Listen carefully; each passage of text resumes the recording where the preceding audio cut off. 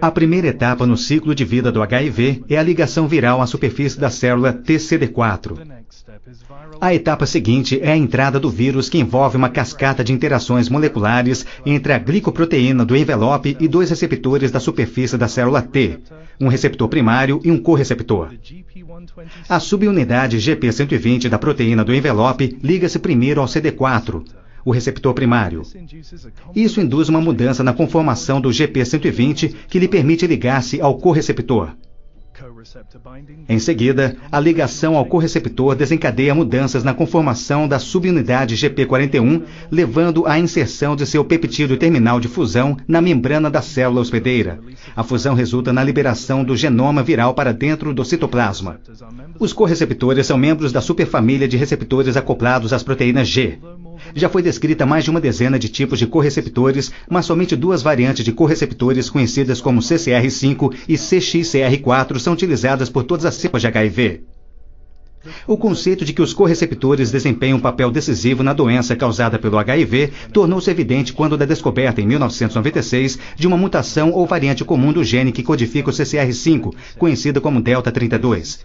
Essa variante genética do CCR5 resulta na produção de correceptores CCR5 não funcionais. Pessoas com duas cópias normais do gene do CCR5 predominam na população e são suscetíveis à infecção pelo HIV. Pessoas que herdam de seus pais duas cópias da variante delta 32 do CCR5, conhecidas como homozigotas para delta 32, não têm correceptores funcionais de CCR5 e parecem ser altamente resistentes à infecção pelo HIV. A homozigose para delta 32 parece não estar associada com nenhum efeito deletério significante. Os heterozigotos para delta 32 herdam uma cópia da variante delta 32 do CCR5 de um dos seus pais e a forma normal do gene do CCR5 do outro.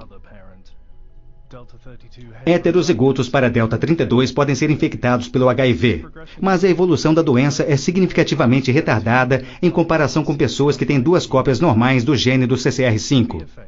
Para ser eficaz, um antagonista de correceptor tem de ser direcionado para um correceptor específico.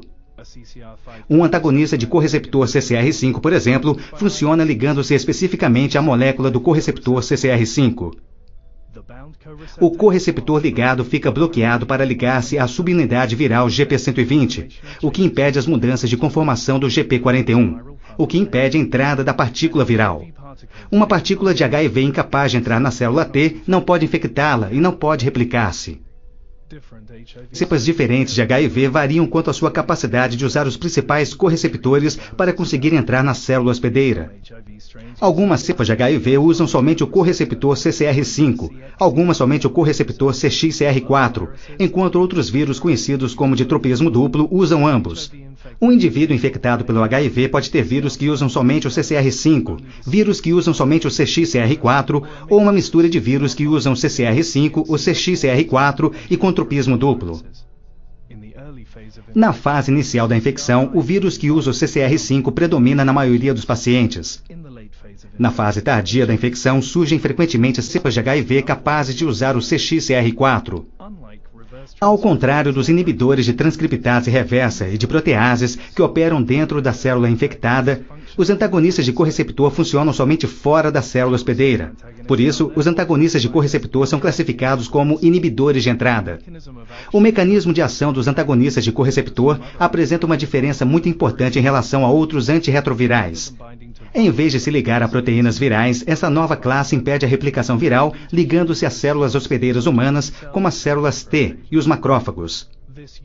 Esse mecanismo singular apresenta potenciais vantagens clínicas.